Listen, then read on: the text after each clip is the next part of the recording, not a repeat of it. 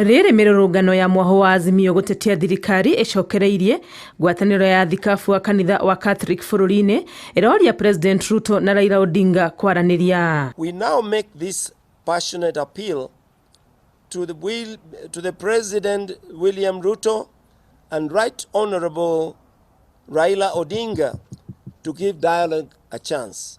Kenyans and our leaders must be willing to listen to each other for the sake of peace of our country. Gũkorwo Azimio metĩtie mĩrũrũngano thikũ ithatũ kĩrũmanĩrĩrio nĩ ũndũ marauga ũronania ndariri cia hathara ĩrĩa yumanĩte na mĩrũrũngano ĩno gwakĩrĩria ona makĩria.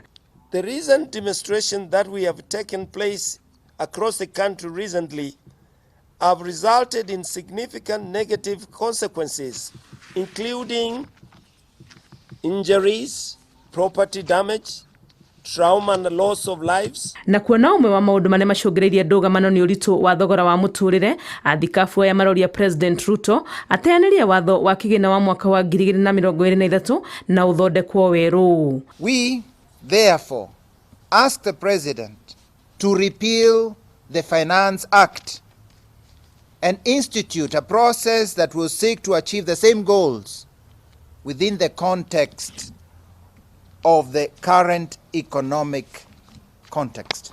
Nimamenereirie na njĩra nene ciĩko cia maabitha a borithi kũhũthĩra hinya mũkĩru ũndũ ũrĩa nĩ mũgarũ na wĩra ũrĩa mehokeirwo wa kũgitĩra mũingĩ hamwe na indo ciao. Police have an obligation to deal with criminals disguised as demonstrators.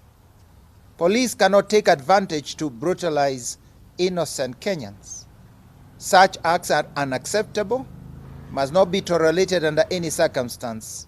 To restore trust and address the concerns of the people, it is imperative for the government to actively listen to the plight of Kenyans. Ndũmĩrĩri yo ta ĩno ya gũtetia ciĩko cia borithi nĩ ĩrutĩtwo nĩ gĩkundi gĩa gũtetera ihoto cia mũndũ kĩa Haki Africa na hamwe na ũguo magakũmithia ciĩko cia wĩkinaĩ na wanangi ũrĩa ũtabanĩtio mĩrũrũngano-inĩ. Maroria thirikari na mũng'ethanĩro gwĩtĩkĩra gũcokia ũhoreru makiuga bũrũri ũyũ nĩ mũnene gũkĩra mũrũgamo oro wothe wa ũteti.